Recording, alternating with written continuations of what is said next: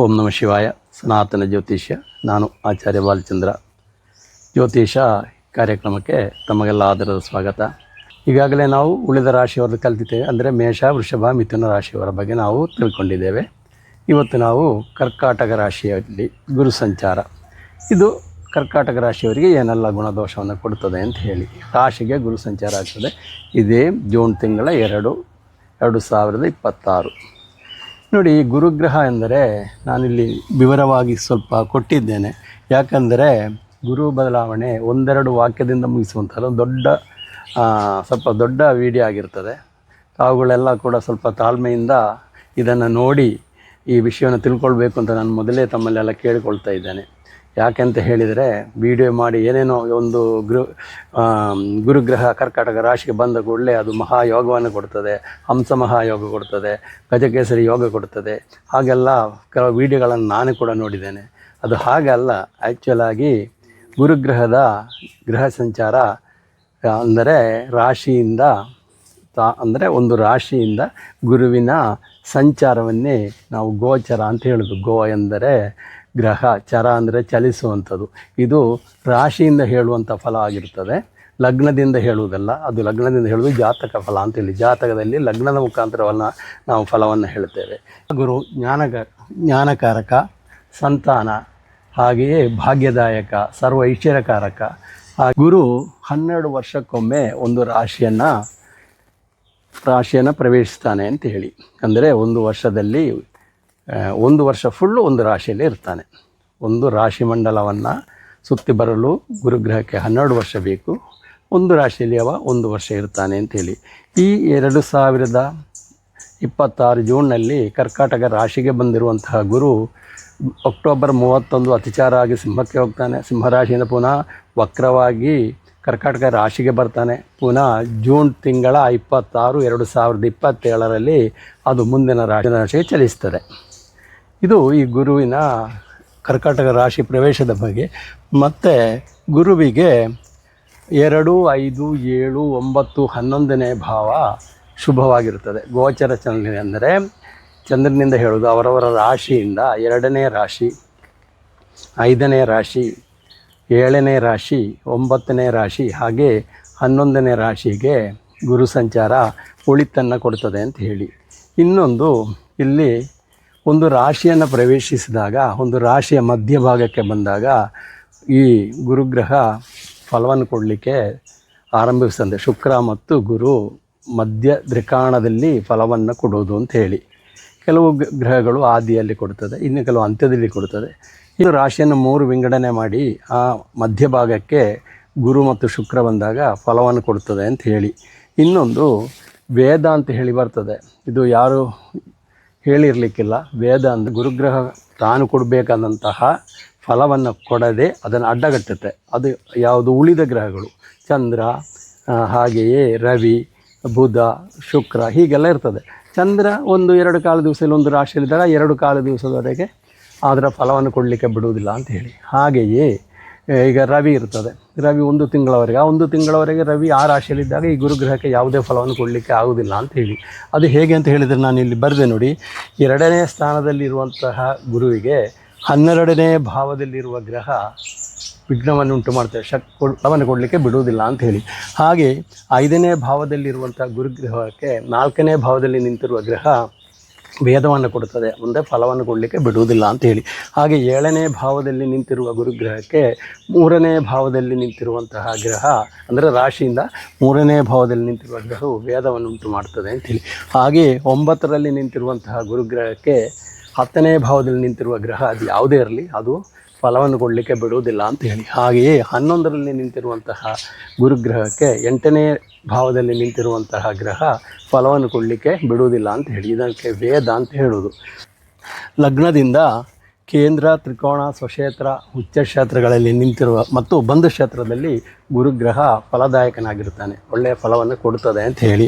ಇನ್ನೊಂದು, ಯಾವ ರಾಶಿಯಲ್ಲಿ, ಯಾವ ಭಾವದಲ್ಲಿ ಮತ್ತು ಕಾರಕತ್ವದಲ್ಲಿ ಆ ಗ್ರಹ ಗುರುಗ್ರಹ ನಿಂತಿದೆ ಅದನ್ನು ನೀವು ನೋಡಿಕೊಳ್ಳಿ.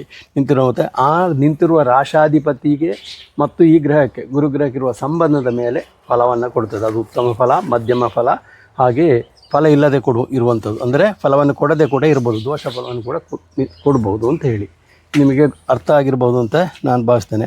ಮತ್ತೊಂದು, ಜಾತಕದಲ್ಲಿ ನೀಚ, ಮೌಢ್ಯ, ಶತ್ರು ಕ್ಷೇತ್ರ ಸ್ಥಿತನಾಗಿದ್ದರೆ ಫಲವನ್ನು ಕೊಡುವುದಿಲ್ಲ ಅಂತ ಹೇಳಿ.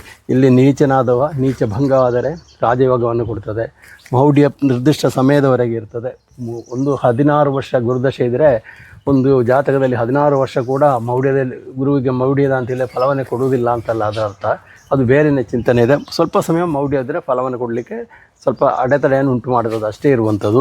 ಮತ್ತು ಶತ್ರು ಕ್ಷೇತ್ರ ಸ್ಥಿತಿಯಲ್ಲಿದ್ದರೂ ಕೂಡ ಫಲವನ್ನು ಕೊಡುವುದಿಲ್ಲ ಅಂತೇಳಿ. ಶತ್ರು ಕ್ಷೇತ್ರ ಸ್ಥಿತಿಯಲ್ಲಿದ್ದರೂ ಕೂಡ ವರ್ಗೋಮುತ್ತಮನಾಗಿ ಇವನ ಮನೆಯಲ್ಲಿ ಅವನ ಮನೆಯಲ್ಲಿ ಇವಾಗ ಹೀಗಿದ್ದರೆ ಕೂಡ ಅಂದರೆ ವೈರಿಗಳಿಬ್ಬರು ಮನೆಯನ್ನು ಬದಲಿಸಿ ಕೂತ್ಕೊಂಡಿದ್ದರೆ ಮತ್ತು ಪೂರ್ಣ ಅಕ್ಷಬಲದಿಂದ ಗುರುಗ್ರಹದಲ್ಲೇ ಇದ್ದರೆ ಅವ ಫಲದಾಯಕನಾಗಿರ್ತಾನೆ.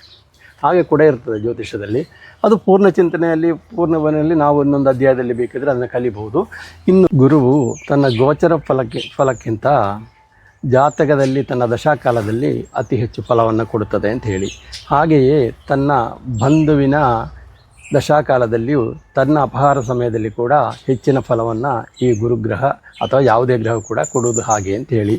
ಇನ್ನು ಹಾಗೆಯೇ ಪೂರ್ಣ ಅಕ್ಷಬಲದಿಂದ, ನಾನು ಈಗಾಗಲೇ ಹೇಳಿದ್ದೇನೆ, ಒಂದು ಗ್ರಹ ಪೂರ್ಣ ಅಕ್ಷಬಲದಿಂದ ಕೂಡಿದ್ದಲ್ಲಿ ಅದು ಉತ್ತಮ ಫಲವನ್ನು ಕೊಡುತ್ತದೆ.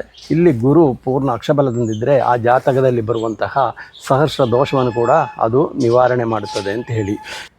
ಈಗಾಗಲೇ ನಾನು ಈ ಗುರುಗ್ರಹ ರಾಶಿಗೆ ಬಂದಾಗ ಯಾವ ರೀತಿ ಫಲವನ್ನು ಕೊಡುತ್ತದೆ, ಒಬ್ಬ ಜಾತಕನಿಗೆ ಇನ್ನು ಯಾವ ರೀತಿ ಫಲವನ್ನು ಕೊಡಬಹುದು ಅಂತ ಹೇಳಿ ನಾವು ಕಲಿತಾ ಇದ್ದೇವೆ ಅಥವಾ ನೋಡ್ತಾ ಇದ್ದೇವೆ. ಇವತ್ತು ನಾವು ಕರ್ಕಾಟಕ ರಾಶಿಯವರಿಗೆ, ಈ ಕರ್ಕಾಟಕ ರಾಶಿಯಲ್ಲಿ ಇರುವಂತಹ ಪುನರ್ವಸು ನಕ್ಷತ್ರದ ಒಂದು ಪಾದ, ಅಂದರೆ 3 ಪಾದ ಹಿಂದಿನ ರಾಶಿಗೆ ಹೋಗ್ತದೆ, ಮಿಥುನ ರಾಶಿಗೆ ಹೋಗ್ತದೆ.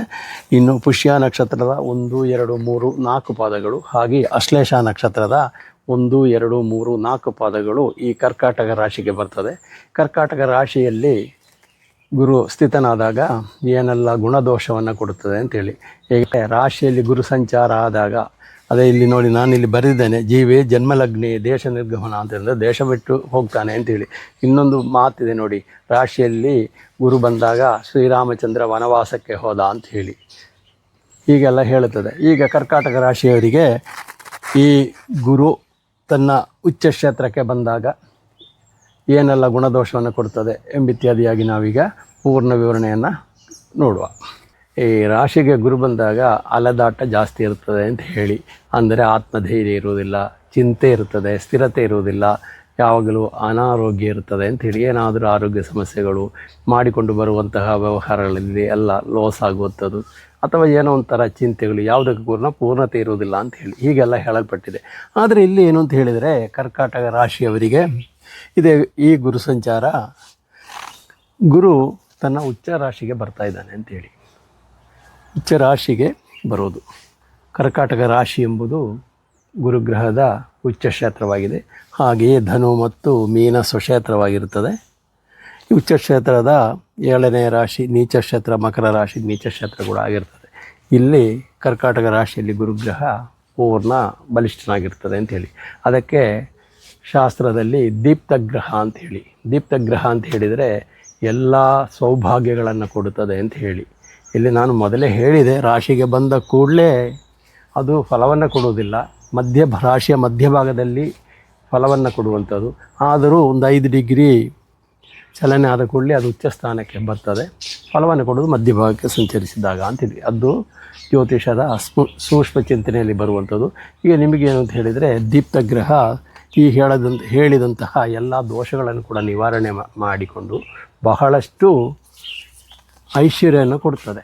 ಅಲ್ಲಿ ಯಾಕೆ ಅಂತ ಹೇಳಿದ್ರೆ ಅವನು ಉಚ್ಚ ಸ್ಥಾನದಲ್ಲಿರುವಂಥ ಗ್ರಹ. ಅದು ಏನಾಗ್ತದೆ ಅಂತ ಹೇಳಿದರೆ ಘನತೆ, ಅದು ಮತ್ತು ಧೈರ್ಯ, ಮನೋಸಂತೋಷ, ಹುರುಪು, ಕಾರ್ಯದಲ್ಲಿ ಯಾವಾಗಲೂ ಕಾರ್ಯಪ್ರವಕ್ತರಾಗಿರುತ್ತಾರೆ. ಹಾಗೆ ಎಲ್ಲ ಸೌಭಾಗ್ಯಗಳನ್ನು ಕೊಡ್ತದೆ, ಪದವಿ, ಅಧಿಕಾರ ಕೊಡ್ತದೆ. ಹಾಗೆ ಶತ್ರುನಾಶವನ್ನು ಕೂಡ ಇದು ಕೊಡ್ತದೆ ಅಂತೇಳಿ, ಮನಸ್ಸಂತೋಷವನ್ನು ಕೊಡ್ತದೆ ಅಂತೇಳಿ. ಮತ್ತು ಪೂರ್ವದಲ್ಲಿ ಅಂದರೆ ಮೊದಲೇ ನಾವು ಮಾಡಿಕೊಂಡು ಬರುವಂತಹ ಕಾರ್ಯಗಳೇನಾದರೂ ಪೆಂಡಿಂಗ್ ಇದ್ದರೆ ಅದು ಪೂರ್ಣ ಕೂಡ ಕೊಳ್ಳುತ್ತದೆ ಅಂತೇಳಿ, ಪೂರ್ಣ ಫಲಸಿದ್ಧಿ ಉಂಟಾಗ್ತದೆ ಅಂತ ಕೂಡ ಈ ಕರ್ಕಾಟಕ ರಾಶಿಯವರಿಗೆ ಈ ಗುರು ಸಂಚಾರ.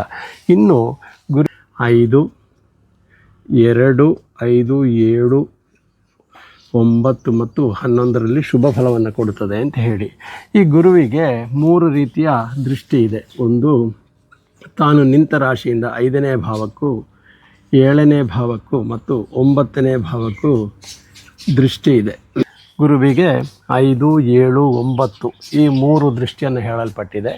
ಕರ್ಕಾಟಕ ರಾಶಿಯಲ್ಲಿ ನಿಂತಿರುವಂತಹ ಗುರು ತನ್ನ 5ನೇ ದೃಷ್ಟಿಯನ್ನು ಇಲ್ಲಿ ವೃಶ್ಚಿಕ ರಾಶಿಗೂ, ಅಂದರೆ ಅದು 5ನೇ ಭಾವಕ್ಕೆ, ನಿಂತ ರಾಶಿಯಿಂದ 5ನೇ ಭಾವಕ್ಕೂ, 7ನೇ ದೃಷ್ಟಿಯನ್ನು 7ನೇ ಭಾವಕ್ಕೂ, 9ನೇ ದೃಷ್ಟಿಯನ್ನು 9ನೇ ಭಾವಕ್ಕೂ, ಇಲ್ಲಿ 5, ಇದು 7, ಇದು 9ನೇ ಭಾವಕ್ಕೂ ಬೀರ್ತದೆ ಅಂತ ಹೇಳಿ. ಭಾವ 7ನೇ ಭಾವ 9ನೇ ಭಾವಕ್ಕೆ ಈ ಪೂರ್ಣ ದೃಷ್ಟಿಯನ್ನು ಬೀರುವುದರಿಂದ ಈ ಎಲ್ಲ ಭಾಗಗಳು ಶುಭ ಆಗಿರುತ್ತದೆ. 5ನೇ ಭಾವ ಅಂತ ಹೇಳಿದರೆ ಪೂರ್ವ ಪುಣ್ಯ ಭಾವ ಅಂತೇಳಿ, ಪೂರ್ವ ಪುಣ್ಯ ಫಲ ಸಿಗುತ್ತದೆ.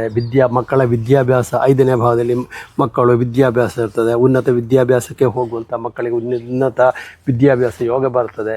ಕಾಂಪಿಟೇಟಿವ್ ಎಕ್ಸಾಮ್ಗಳಲ್ಲಿ ಎಲ್ಲ ಜಯಗಳಿಸ್ತಾರೆ ಮಕ್ಕಳು, ಅಥವಾ ಒಳ್ಳೊಳ್ಳೆಯ ಸೀಟು ಕಾಲೇಜುಗಳಲ್ಲಿ ಪ್ರವೇಶ ಪರೀಕ್ಷೆಗಳಲ್ಲಿ ಎಲ್ಲ ಜಯಗಳಿಸ್ತಾರೆ. ಹಾಗೆಯೇ ಸೀಟ್ ಸಿಗ್ತದೆ. ಉನ್ನತ ವಿದ್ಯಾಭ್ಯಾಸವನ್ನು ನಡೆಸಲು ಮನೆಯವರಿಗೆ, ಮಕ್ಕಳ ವಿದ್ಯಾಭ್ಯಾಸ ನಡೆಸಲು ಮನೆಯವರಿಗೆ ಅನುಕೂಲ ಕೂಡ ಈ ಗುರು ಮಾಡಿಕೊಡ್ತದೆ. ಮಕ್ಕಳು ಒಳ್ಳೆಯ ವಿದ್ಯಾವಂತರಾಗ್ತದೆ. ಕೋರ್ಟು ವ್ಯವಹಾರಗಳಲ್ಲಿ ಜಯ ಸಿಗುತ್ತದೆ. ಮತ್ತು ಮಕ್ಕಳಿಗೂ ಮತ್ತು ತಂದೆ ತಾಯಿಗಳಿಗೂ ಇರುವಂಥ ಬಾಂಧವ್ಯವು ತುಂಬ ಹೆಚ್ಚಾಗುತ್ತದೆ ಅಂತ ಹೇಳಿ. ಇದೆಲ್ಲವೂ ಈ ಗುರುವಿನ ದೃಷ್ಟಿ 5ನೇ ಭಾವಕ್ಕೆ ಬಿದ್ದಾಗ ಬರೆಯುವಂಥದ್ದು. ಹಾಗೆ ಇನ್ನೊಂದು 7ನೇ ದೃಷ್ಟಿ, 7ನೇ ಭಾವ ಎಂಬುದು ಕಳತ್ರ ಸ್ಥಾನ, ದಾಂಪತ್ಯ ಸ್ಥಾನ. ದಂಪತಿಗಳಲ್ಲಿ ಅನ್ಯೋನ್ಯ ಪ್ರೀತಿ ವಿಶ್ವಾಸ ಇರುವಂಥದ್ದು. ಮದುವೆ ನೋಡುವವರಿಗೆ ಮದುವೆ ಯೋಗ, ಮದುವೆ ಆಗದವರಿಗೆ ಮದುವೆ ಆಗುವಂಥ ಯೋಗ. ಹಾಗೆಯೇ ಯಾವುದಾದ್ರೂ ವಿದೇಶಕ್ಕೆ ಪ್ರಯಾಣ ಮಾಡುವವರು, ಟೂರ್ ಮಾಡುವವರು, ಅಥವಾ ವಿದೇಶಕ್ಕೆ ಉನ್ನತ ವಿದ್ಯಾಭ್ಯಾಸಕ್ಕೆ ಹೋಗುವವರಿಗೆ ಅದು ಎಲ್ಲದೂ ಕೂಡ ಆಗ್ತದೆ. ಮತ್ತು ಪಾರ್ಟ್ನರ್ಶಿಪ್ ಬಿಸ್ನೆಸ್ ಮಾಡುವವರಿಗೆ ಇದಕ್ಕೆಲ್ಲ ಒಳ್ಳೆಯದಾಗಿರ್ತದೆ ಅಂತ ಹೇಳಿ. ಈ ಒಳ್ಳೆಯ ಗುಣವನ್ನು 7ನೇ ಭಾವದ ದೃಷ್ಟಿಯಿಂದ ಒಳ್ಳೆಯ ಗುಣವನ್ನು 7ನೇ ಭಾವ ಶುಭಗೊಂಡು ಆ 7ನೇ ಭಾವ ನೀಡುವಂತಹ ಎಲ್ಲ ಸುಖ ಸೌಕರ್ಯಗಳನ್ನು ಈ ಗುರುಗ್ರಹ ನಿಮಗೆ ಉಂಟು ಮಾಡುತ್ತದೆ, ನೀಡುತ್ತದೆ ಅಂತ ಹೇಳಿ. ಇನ್ನೊಂದು, ಗುರುಗ್ರಹದ 9ನೇ ದೃಷ್ಟಿ ಭಾಗ್ಯಸ್ಥಾನಕ್ಕೆ. ಭಾಗ್ಯಾಧಿಪತಿನೇ ಈ ಕರ್ಕಾಟಕ ರಾಶಿಯವರಿಗೆ ಗುರು ಭಾಗ್ಯಾಧಿಪತಿಯಾಗಿರುತ್ತಾನೆ. ಅವನು ತನ್ನ ದೃಷ್ಟಿಯನ್ನು ಭಾಗ್ಯಸ್ಥಾನಕ್ಕೆ, ತನ್ನ ಸ್ವಂತ ಮನೆಗೆ ನೀಡುವುದರಿಂದ ಆ ಭಾಗ್ಯಸ್ಥಾನವು ಶುಭಗೊಂಡು ಭಾಳಷ್ಟು ಭಾಗ್ಯವನ್ನು ಕೊಡ್ತದೆ. ನಾವು ವ್ಯವಹರಿಸುವಂತಹ ಎಲ್ಲ ವ್ಯವಹಾರದಲ್ಲಿಯೂ ಜಯ. ಮತ್ತು ಗುರುವಿನ 9ನೇ ದೃಷ್ಟಿ 9ನೇ ಭಾವಕ್ಕೆ ಬೀಳುತ್ತದೆ. 9ನೇ ಭಾವದ ಅಧಿಪತಿಯಾಗಿರುವಂಥ ಗುರುವೇ ತನ್ನ ಮನೆಗೆ ದೃಷ್ಟಿಯನ್ನು ಬೀರುವುದು. 9 ಎಂಬುದು ಭಾಗ್ಯಸ್ಥಾನವಾಗಿರುತ್ತದೆ. ಸಕಲ ರೀತಿಯ ಭಾಗ್ಯಗಳನ್ನು ಕೊಡುತ್ತದೆ. ಎಲ್ಲದರಲ್ಲಿಯೂ ಐಶ್ವರ್ಯವನ್ನು ಕೊಡಲಿಕ್ಕೆ ಈ ಗ್ರಹ ಇಲ್ಲಿ ನಿಮಗೆ ಅನುಕೂಲವನ್ನು ಮಾಡಿಕೊಡ್ತದೆ ಅಂತ ಹೇಳಿ. ಈ ರೀತಿ ಕರ್ಕಾಟಕ ರಾಶಿಗೆ ಇದೇ ಬರುವ ಗುರುವಿನ ಗೋಚರ ಫಲ ಸಕಲ ರೀತಿಯ ಸೌಭಾಗ್ಯಗಳನ್ನು ಕೊಡುತ್ತದೆ ಅಂತ ಹೇಳಿ. ಕರ್ಕಾಟಕ ರಾಶಿಯಲ್ಲಿ ಬರುವಂತಹ ಪುನರ್ವಸು, ಒಂದು ಪುಷ್ಯ, 1, 2, 3, 4 ಪಾದ ಮತ್ತು ಆಶ್ಲೇಷ ನಕ್ಷತ್ರ. 1, 2, 3, 4 ಪಾದಗಳು. ನಕ್ಷತ್ರದ 1 ಪಾದ, ಪುಷ್ಯ ನಕ್ಷತ್ರದ 4 ಪಾದಗಳು, ಒಟ್ಟು 1, 2, 3, 4 ಪಾದ. ಹಾಗೆ ಆಶ್ಲೇಷ ನಕ್ಷತ್ರದ 4 ಪಾದಗಳು ಕರ್ಕಾಟಕ ರಾಶಿ ಬರ್ತದೆ.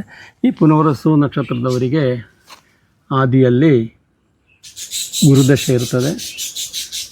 ಹಾಗೆ ಪುಷ್ಯ ನಕ್ಷತ್ರಕ್ಕೆ ಶನಿ ದಶೆ ಇರ್ತದೆ. ಆಶ್ಲೇಷ ನಕ್ಷತ್ರಕ್ಕೆ ಬುಧ ದಶೆಯಾಗಿರ್ತದೆ. ಜನನ ಸಮಯದಲ್ಲಿ ಕರ್ಕಾಟಕ ರಾಶಿಯಲ್ಲಿ ಬರುವಂತಹ ಪುನರ್ವಸು ನಕ್ಷತ್ರದವರಿಗೆ ಗುರುದಶೆಯು, ಪುಷ್ಯ ನಕ್ಷತ್ರದವರಿಗೆ ಶನಿ ದಶೆಯು, ಹಾಗೆಯೇ ಆಶ್ಲೇಷ ನಕ್ಷತ್ರಕ್ಕೆ ಬುಧ ದಶಾಕಾಲ ಆದಿಯಲ್ಲಿ ಆಗಿರುತ್ತದೆ ಅಂತ ಹೇಳಿ. ಇದು ಇವರಿಗೆ ದಶಾಕಾಲ ಹೇಗಿರ್ತದೆ ಅಂತ ಹೇಳಿದರೆ, ಗುರುದಶೆ ನೋಡಿ ಅದು 16 ವರ್ಷ ಇರ್ತದೆ. 16 ವರ್ಷದಲ್ಲಿ ಪುನರ್ವಸು ನಕ್ಷತ್ರದದ್ದು ಜನ್ಮಶ್ರೇಷ್ಠ ದಶೆ ಇರ್ತದೆ. ಅಂದರೆ ಜನನ ಸಮಯದಲ್ಲಿ ಅವರ ನಕ್ಷತ್ರದಲ್ಲಿ ಎಷ್ಟು ಭಾಗ ಚಂದ್ರ ಪ್ರಯಾಣಿಸಿದ್ದಾನೆ ಅದರ ಉಳಿಕೆಯಾಗಿರ್ತದೆ. ಶಿಷ್ಟ ದಶೆ ಅಂತೇಳಿ ಬರ್ತದೆ. ಅದಕ್ಕೆ ಅನುಸಾರವಾಗಿ ಗುರುದಶೆ ಉಳಿಕೆ ಬಂದು ಅದರ ನಂತರ ಶನಿ ದಶೆ 19, ಬುಧ ದಶೆ 17, ಮತ್ತು ಬುಧ ಕಳೆದ ಮೇಲೆ ಕೇತು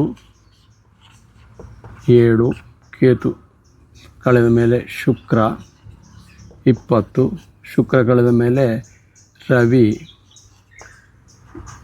6 ವರ್ಷ, ರವಿ 6 ವರ್ಷ, ರವಿ ಕಳೆದ ಮೇಲೆ ಚಂದ್ರ 10 ವರ್ಷ, ಚಂದ್ರ ಕಳೆದ ಮೇಲೆ ಕುಜ 7 ವರ್ಷ. ಈ ರೀತಿ ದಶಾಕಾಲ ನಡೆಯುತ್ತದೆ. ಆದಿಯಲ್ಲಿ ಜನ್ಮಶ್ರೇಷ್ಠಗೆ ಅನುಸಾರವಾಗಿ ಎಷ್ಟು ಉಳಿಕೆ ಬರ್ತದೆ ಅದಕ್ಕೆ ಅನುಸಾರವಾಗಿ ಪುನರ್ವಸು ನಕ್ಷತ್ರದವರೆಗೆ ಆದಿಯಲ್ಲಿ ಗುರು, ಆಮೇಲೆ ಶನಿ, ಆಮೇಲೆ ಬುಧ, ಆಮೇಲೆ ಕೇತು, ಶುಕ್ರ, ರವಿ, ಚಂದ್ರ ಈ ಥರ ಹೋಗ್ತದೆ. ಹಾಗೆ ಪುಷ್ಯ ನಕ್ಷತ್ರದ ಆದಿಯಲ್ಲಿ ಶನಿ ದಶೆಯಲ್ಲಿ ಜನನ ಆಗುತ್ತೆ. 19 ವರ್ಷ ಇರ್ತದೆ. 19 ವರ್ಷದಲ್ಲಿ ಜನ್ಮಶ್ರೇಷ್ಠ ದಶೆ ಎಷ್ಟು ಅಂತ ನೋಡಿ ಉಳಿಕೆ ಜಾತಕವನ್ನು ಪರಿಶೀಲಿಸಿ ನಂತರ ಅದು ಉಳಿಕೆ ಶನಿ ದಶೆ ಕಳೆದ ಮೇಲೆ ಬುಧ, ಕೇತು, ಶುಕ್ರ, ರವಿ, ಚಂದ್ರ, ಕುಜ, ಆಮೇಲೆ ರಾಹು ಈ ಥರ ಹೋಗ್ತಾ ಇರ್ತದೆ. ಅಶ್ಲೇಷ ನಕ್ಷತ್ರದವರಿಗೆ ಆದಿಯಲ್ಲಿ ಬುಧ ದಶೆ ನಡೀತದೆ 17 ವರ್ಷ. 17 ವರ್ಷದಲ್ಲಿ ಜನ್ಮಶ್ರೇಷ್ಠ ದಶೆ ಎಷ್ಟು ಅಂತ ನೋಡಿ ಉಳಿಕೆ ಬುಧ ದಶೆ ಕಳೆದ ಮೇಲೆ ಕೇತು, ಕೇತುವಿನ ಶುಕ್ರ, ರವಿ, ಚಂದ್ರ, ಕುಜ, ರಾಹು ಈ ರೀತಿ ಹೋಗ್ತದೆ. ರಾಹು ಕಳೆದ ಮೇಲೆ ಗುರು ಈ ಥರ ಹೋಗ್ತಾ ಇರ್ತದೆ. ಇದಕ್ಕೆ ಆಯಾ ಸಮಯದಲ್ಲಿ ನಿಮ್ಮ ಜಾತಕವನ್ನು ಪರಿಶೀಲಿಸಿ ಗ್ರಹ ಸ್ಥಿತಿಯನ್ನು ಅರಿತು ಆ ಗ್ರಹಕ್ಕೆ ಏನಾದರೂ ದೋಷಗಳಿದ್ದರೆ ಅದಕ್ಕೆ ಪರಿಹಾರಗಳನ್ನು ಕಂಡುಕೊಳ್ಳುವಂಥದ್ದು, ಆಯಾ ಗ್ರಹಗಳನ್ನು ಆರಾಧನೆ ಮಾಡುವುದು ಆಯಾ ದಶಾಕಾಲದಲ್ಲಿ. ಉದಾಹರಣೆಗೆ ಕೇತು ದಶೆ ಗಣಪತಿ, ಶುಕ್ರ ದಶೆ ದೇವಿಯನ್ನು ಆರಾಧನೆ ಮಾಡುವುದು, ರವಿ ದಶೆಯಲ್ಲಿ ಶಿವ ಈಶ್ವರ, ಚಂದ್ರ ದಶೆಯಲ್ಲಿ ದೇವಿ, ಕುಜ ದಶೆಯಲ್ಲಿ ಸುಬ್ರಹ್ಮಣ್ಯ, ಹಾಗೆ ಸುಬ್ರಹ್ಮಣ್ಯ, ರಾಹುವಲ್ಲಿ ನಾಗ, ಹಾಗೆ ಸುಬ್ರಹ್ಮಣ್ಯ, ಪುನಃ ಗುರುದಶೆಯಲ್ಲಿ ಮಹಾವಿಷ್ಣು,